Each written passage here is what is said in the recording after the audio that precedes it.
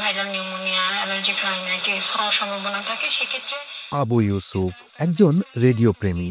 আজকের সময়ে যেখানে বাকিরা ব্যস্ত সামাজিক যোগাযোগ মাধ্যম নিয়ে, আবু ইউসুফ সেখানে পুরোটা সময় পার করেন রেডিও শুনে।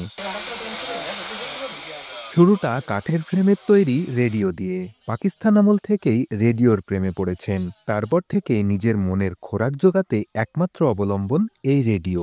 বাড়ি, হাটে, দোকানে কিংবা অবসরে রেডিওই তার একমাত্র অবলম্বন। তবে বিচ্ছিন্ন নয় দুনিয়া থেকে।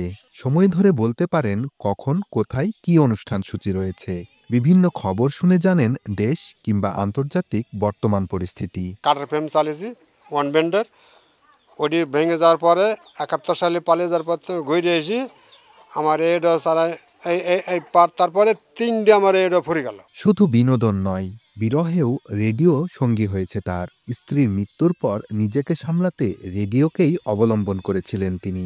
বাড়িতে মোবাইল টিভি থাকলেও দেখেন না সেগুলো। চাচি মারা যাওয়ার পরে চাচার যে এই যে শোক কিংবা দুঃখতে চাচা কিন্তু একেবারে ভেঙে না পড়ে এই রেডিওর প্রতি যে ভালোবাসাটা তিনি ধরে রেখেছেন। অনেক জায়গাকার সংবাদ, আপনার বিভিন্ন জায়গাকার বিদেশ, তারপরে আপনার শিলিগুড়ি, ঢাকা, বিভিন্ন জায়গা থেকে সংবাদ আসে, সেই সংবাদগুলো ওনার শুনে। সকালবেলায় উঠে ধরেন ওই রেডিও, ধরেন কোনো কাজ না করে রেডিও নিয়ে বসে, রেডিও যতক্ষণ আপনার এই খবর যতক্ষণ না হবে ততক্ষণ রেডিও নিয়ে বসে থাকবে, খবর টবর হয়ে তারপর মাঠে যাবে। আবু ইউসুফের রেডিও প্রেম গ্রামের সকলের কাছে দৃষ্টান্ত।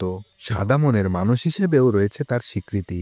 আবু ইউসুফ চাচাকে আমরা কাছে থেকে দেখেছি। সে আমাদের সাথে যদি কখনো টেলিভিশনের চায়ের দোকানে বা বাইরে কোথাও থাকে, তাও টেলিভিশনের দিকে না তাকিয়ে সে তার রেডিও নিয়েই থাকে। রেডিও প্রেমী আবু ইউসুফ মেহেরপুর সদর উপজেলার শোলমারী গ্রামের বাসিন্দা।